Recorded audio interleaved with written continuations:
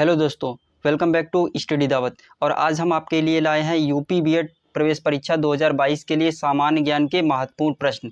तो ये काफ़ी इंपॉर्टेंट क्वेश्चन है। इसी लेवल के क्वेश्चन यूपी बीएड प्रवेश परीक्षा में पूछे जाते हैं, तो आप लोग देखिएगा। हम बढ़ते हैं अपने पहले क्वेश्चन की ओर। तो हमारा पहला प्रश्न है कि पाल वंश के पतन के बाद बंगाल में किस राजवंश ने अपना शासन स्थापित किया। ऑप्शंस आपको दिए गए हैं, सेन वंश, गौड़ वंश, इलियास वंश और गणेश वंश। तो देखिए, पाल वंश के पतन के बाद बंगाल में सेन वंश ने अपना शासन स्थापित किया था। तो ऑप्शन ए हमारा सही जवाब होगा। कौन सा? ऑप्शन ए हमारा सही जवाब होगा। अब बढ़ते हैं अगले प्रश्न की ओर। अगला प्रश्न दिया गया है हमारा कि निम्नलिखित में से किसे प्रकृति का सुरक्षा वाल्व कहा जाता है। ऑप्शंस आपको दिए गए हैं। ऑप्शन ए भूकंप, option B ozone gas, option C ज्वालामुखी और ऑप्शन डी नदियाँ। तो देखिए, आपको बता दूं कि ज्वालामुखी को कहते हैं प्रकृति का सुरक्षा वाल्व। किसे कहते हैं? ज्वालामुखी को कहा जाता है प्रकृति का सुरक्षा वाल्व। अब बढ़ते हैं अगले प्रश्न की ओर। अगला प्रश्न हमारा 3 नंबर का दिया गया है कि काली एवं तीस्ता नदियों के बीच हिमालय का कौन सा प्रादेशिक विभाग स्थित है। तो आप देख सकते हैं, पंजाब हिमालय, नेपाल हिमालय, असम हिमालय और कुमाऊं हिमालय। तो देखिए, काली एवं तीस्ता नदियों के बीच जो हिमालय का प्रादेशिक विभाग स्थित है वो है नेपाल हिमालय। तो ऑप्शन हमारा बी सही होगा, नेपाल हिमालय। कौन सा सही होगा? ऑप्शन बी हमारा सही होगा, नेपाल हिमालय। बढ़ते हैं अगले प्रश्न की ओर।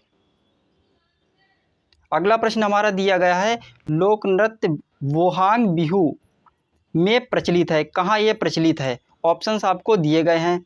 ऑप्शन ए दिया है असम में, बिहार में, उड़ीसा में या फिर झारखंड में। तो आप लोग बताइएगा कि लोक नृत्य जो है वो वोहांग बिहू कहाँ प्रचलित है। तो देखिए, असम में ये प्रचलित है। कहाँ पे? असम में ये वोहांग बिहू जो है वो आपका असम में प्रचलित है। तो ऑप्शन हमारा ए सही होगा, असम। अगले प्रश्न की ओर बढ़ते हैं। अगला प्रश्न हमारा दिया गया है कि निम्नलिखित में से कौन सा कार्बन का अपरूप नहीं है। ऑप्शंस आपको दिए गए हैं, हीरा, ग्रेफाइट, C60 और मीथेन। तो इनमें से कौन सा कार्बन का अपरूप नहीं है, तो आपको इसमें बताना है। तो देखिए, ऑप्शन डी आपका सही जवाब होगा इसका। मीथेन जो है वो कार्बन का अपरूप नहीं है। तो ऑप्शन डी हमारा सही जवाब होगा, मीथेन। बढ़ते हैं अगले प्रश्न की ओर। अगला प्रश्न हमारा दिया गया है कि भारतीय संविधान में धन विधेयक की परिभाषा किस अनुच्छेद में दी गई है। तो धन विधेयक की परिभाषा किस अनुच्छेद में दी गई है? आप लोगों ने पॉलिटी में पढ़ा होगा। ऑप्शंस आपको दिए गए हैं, 56, 110, 252 और 256। तो देखिए, धन विधेयक की जो परिभाषा दी गई है वो आपकी दी गई है अनुच्छेद 110 में। तो ऑप्शन आपका कौन सा सही होगा? ऑप्शन आपका बी सही होगा, अनुच्छेद 110। अब बढ़ते हैं अगले प्रश्न की ओर। भारत में युद्ध या बाह्य आक्रमण या सशस्त्र विद्रोह के आधार पर किस प्रकार का आपातकाल विद्यमान किया जा सकता है। तो ऑप्शंस आपको दिए गए हैं यहाँ पे, आप देख सकते हैं। राष्ट्रीय आपातकाल, राजकीय आपातकाल, वित्तीय आपातकाल, राजकीय तथा वित्तीय आपातकाल दोनों। तो देखिए, भारत में युद्ध या बाह्य आक्रमण या सशस्त्र विद्रोह के आधार पर जो आपातकाल विद्यमान किया जाता है वो होता है राष्ट्रीय आपातकाल। ऑप्शन ए आपका सही जवाब होगा, राष्ट्रीय आपातकाल। बढ़ते हैं अगले प्रश्न की ओर। अगला प्रश्न दिया है हमको कि अचानक किसी गतिविधि के दौरान किस अम्ल के निर्माण के कारण हमारी पेशियों में ऐंठन होती है। तो ऑप्शंस आपको दिए गए हैं, आप लोग देख सकते हैं। लैक्टिक अम्ल, पायरुविक अम्ल, कार्बोनिक अम्ल, ऑक्सैलिक अम्ल। तो देखिए, हमारी पेशियों में अचानक जो ऐंठन होती है वो होती है लैक्टिक अम्ल के कारण। तो ऑप्शन ए हमारा सही जवाब होगा, लैक्टिक अम्ल। बढ़ते हैं अगले प्रश्न की ओर। अगला प्रश्न हमको दिया है कि भारत में विकसित होने वाला पहला आधुनिक उद्योग कौन सा था। ऑप्शन ए लौह एवं इस्पात उद्योग, ऑप्शन बी सीमेंट उद्योग, ऑप्शन सी कुटीर उद्योग, ऑप्शन डी इंजीनियरिंग उद्योग। तो देखिए, भारत में विकसित होने वाला पहला जो आधुनिक उद्योग है वो है लौह एवं इस्पात उद्योग। ऑप्शन ए हमारा सही जवाब होगा, लौह एवं इस्पात उद्योग। मेरे साथ आप लोग भी आंसर देते चलिएगा और लास्ट में आप कमेंट करके बताइएगा कि आपने कितने क्वेश्चन सही किए। अगले प्रश्न की ओर बढ़ते हैं। अगला प्रश्न दे रखा है आपको कि निम्नलिखित में अफ्रीका महाद्वीप में कौन सी झील भूमध्य रेखा पर स्थित है, ये आपको बताना है। टंगानिका, विक्टोरिया, न्यासा झील या करीबा झील। तो देखिए अफ्रीका महाद्वीप में जो झील है भूमध्य रेखा पे वो है विक्टोरिया झील। कौन सी झील है? विक्टोरिया झील। ऑप्शन बी आपका सही जवाब होगा, विक्टोरिया झील। अगले प्रश्न की ओर बढ़ते हैं। अगला प्रश्न दिया है हमको कि जोग जलप्रपात किस नदी पर स्थित है। आपने पढ़ा होगा जोग या गरसोप्पा भी इसे कहते हैं।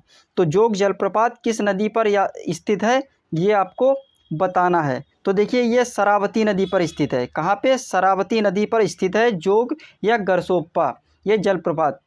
अगले प्रश्न की ओर बढ़ते हैं। अगला प्रश्न दिया है हमको फैजी के दरबार में रहते थे। तो यहाँ पे फिल करना है आपको। तो फैजी के दरबार में रहते थे। तो ऑप्शन डी हमारा सही जवाब होगा, ऑप्शन डी अकबर। तो फैजी जो रहते थे किसके दरबार में? अकबर के दरबार में रहते थे। अगले प्रश्न की ओर बढ़ते हैं। अगला प्रश्न हमको दिया गया है कि व्यक्तिगत सत्याग्रह आंदोलन के नेता आचार्य विनोबा भावे ने कहाँ से इस आंदोलन का प्रारंभ किया था। तो व्यक्तिगत सत्याग्रह आंदोलन के नेता आचार्य विनोबा भावे ने कहाँ से इस आंदोलन का प्रारंभ किया था, तो ये आपको बताना है। तो देखिए पवनार आश्रम से किया था। ऑप्शन सी हमारा सही जवाब होगा, पवनार आश्रम। बढ़ते हैं अगले प्रश्न की ओर। अगला प्रश्न हमको दे रखा है कि भारतीय संविधान का अनुच्छेद 360 किसे वित्तीय आपात की घोषणा करने का अधिकार देता है। तो किसको देता है? भारत के वित्त मंत्री, भारतीय रिजर्व बैंक के गवर्नर, भारत के राष्ट्रपति या फिर भारत के रक्षा मंत्री। तो आप लोग यहाँ पे देख सकते हैं। तो देखिए भारतीय संविधान के अनुच्छेद जो 360 है वो वित्तीय आपातकाल की घोषणा करने का अधिकार देता है भारत के राष्ट्रपति को। तो ऑप्शन सी हमारा सही जवाब होगा, भारत के राष्ट्रपति। अगले प्रश्न की ओर बढ़ते हैं। अगला प्रश्न हमको दे रखा है कि पृथ्वी की सतह के कितने % लगभग भाग पर जल है। बी हमारा सही जवाब होगा, 15 का 71%। बढ़ते हैं अगले प्रश्न की ओर। अगला प्रश्न हमको दे रखा है निम्नलिखित में से एक ऑपरेटिंग सिस्टम नहीं है। तो यहाँ पे दिया है एक ऑपरेटिंग सिस्टम नहीं है, Mozilla Firefox, Microsoft Windows, Linux या फिर एप्पल मैकोस। तो देखिए मोजिला फायरफॉक्स यहाँ पे क्या है? ऑपरेटिंग सिस्टम नहीं है। तो ऑप्शन ए हमारा सही जवाब होगा, मोजिला फायरफॉक्स क्या है?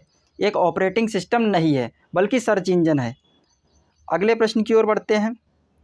अगला प्रश्न हमको दिया गया है कि निम्नलिखित में से किस प्रदेश में वर्ष भर वर्षा होती है। ऑप्शंस आपको दिए गए हैं टुंड्रा, मानसूनी, भूमध्य सागरी या भूमध्य रेखी। तो देखिए निम्नलिखित में से किस प्रदेश में वर्ष भर वर्षा होती है? तो भूमध्य रेखी। तो भूमध्य रेखी प्रदेश में वर्ष भर वर्षा होती है। ऑप्शन डी हमारा सही जवाब होगा, भूमध्य रेखी। अगले प्रश्न की ओर बढ़ते हैं। अगला प्रश्न हमको दे रखा है किस मुगल शासक के शासनकाल में जजिया पुनः लगाया गया था। तो पुनः जजिया कर किस शासक के शासनकाल में लगाया गया था, ये आपको बताना है। तो ये देखिए बाद में फिर लगा दिया गया, ये औरंगजेब के टाइम। ऑप्शन बी हमारा सही जवाब होगा, औरंगजेब के टाइम। अगले प्रश्न की ओर बढ़ते हैं। अगला प्रश्न हमको दे रखा है कि निम्नलिखित में से किस वर्ष भारतीय सैनिकों के लिए समुद्र यात्रा अनिवार्य कर दी गई थी। तो किस सन में यह समुद्र यात्रा अनिवार्य कर दी गई थी। ऑप्शंस आपको दिए हैं 1854, 1856, 1857 या फिर 1858। तो ऑप्शन बी आपका सही जवाब होगा, 1856। ये 1856 में ये अनिवार्य कर दिया गया था। अगले प्रश्न की ओर बढ़ते हैं। अगला प्रश्न हमारा दिया गया है जैन धर्म का सबसे महत्वपूर्ण आधारभूत सिद्धांत क्या माना जाता है। इस तरीके के क्वेश्चंस भी आपको एंसेंट से देखने को मिलेंगे। तो देखिए यहाँ पे आप लोग देख सकते हैं ऑप्शंस आपको दिए गए हैं कर्म, अहिंसा, विराग और निष्ठा। तो यहाँ पे अहिंसा सही हो जाएगा। जैन धर्म का सबसे महत्वपूर्ण आधारभूत सिद्धांत है अहिंसा। ऑप्शन बी आपका सही जवाब होगा। अगले प्रश्न की ओर बढ़ते हैं। अगला प्रश्न आपको दिया गया है कि बागानी कृषि के तहत श्रीलंका में पहली बार किस फसल की खेती की गई थी, ये आपको बताना है। ऑप्शंस आपको दिए गए हैं कॉफ़ी, चाय, रबर, नारियल। तो देखिए बागानी कृषि के तहत श्रीलंका में पहली बार जो खेती की गई थी वो की गई थी कॉफ़ी की। तो ऑप्शन ए हमारा सही जवाब होगा कॉफ़ी। अगले प्रश्न की ओर बढ़ते हैं कि सारनाथ में स्थित स्तूप का निर्माण महान मौर्य सम्राट अशोक ने किया था। यह भारत में स्थित बौद्ध संरचनाओं में से एक है। ऑप्शंस आपको दिए गए हैं धौली, धमेक, भरूत या फिर ललित गिरी। तो देखिए ये बौद्ध संरचनाओं में से है एक धमेक। क्या? धमेक। ऑप्शन बी हमारा सही जवाब होगा धमेक। अगले प्रश्न की ओर बढ़ते हैं। अगला प्रश्न हमको दिया गया है कि निम्नलिखित में से कौन सा तत्व एक्टिनाइड है। तो देखिए क्यूरियम जो है वो एक एक्टिनाइड तत्व है। तो ऑप्शन सी हमारा सही जवाब होगा क्यूरियम। अगले प्रश्न की ओर बढ़ते हैं। अगला प्रश्न दिया गया है हमको, जिस स्थिति में सरकार का व्यय उसके राजस्व से अधिक हो जाता है उसे क्या कहा जाता है। तो आप लोग ऑप्शंस देख सकते हैं, दोषपूर्ण वित्त पोषण, दोषपूर्ण राजस्व, बजट घाटा, घाटा राजस्व। तो उसे कहते हैं बजट घाटा। जिस स्थिति में सरकार का व्यय जो होता है वो उसके राजस्व से अधिक हो जाता है तो उसे कहते हैं बजट घाटा। ऑप्शन सी हमारा सही जवाब होगा बजट घाटा। अगले प्रश्न की ओर बढ़ते हैं। ये हमारा अंतिम प्रश्न है।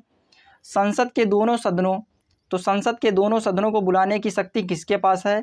प्रधानमंत्री, अध्यक्ष, उपराष्ट्रपति, राष्ट्रपति। तो देखिए संसद के दोनों सदनों को बुलाने की शक्ति जो होती है वो होती है राष्ट्रपति के पास। ऑप्शन डी हमारा सही जवाब होगा।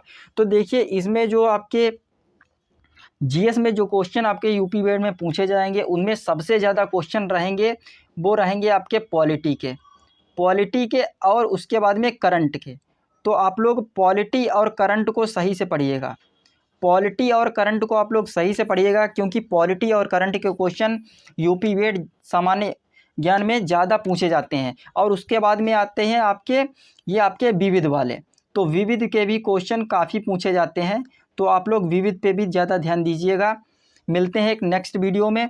ये क्वेश्चन काफ़ी इंपॉर्टेंट हैं और इसी लेवल के क्वेश्चन यूपी बोर्ड की प्रवेश परीक्षा में पूछे जाते हैं। अगले वीडियो में फिर मिलेंगे हम आपसे। तब तक के लिए धन्यवाद।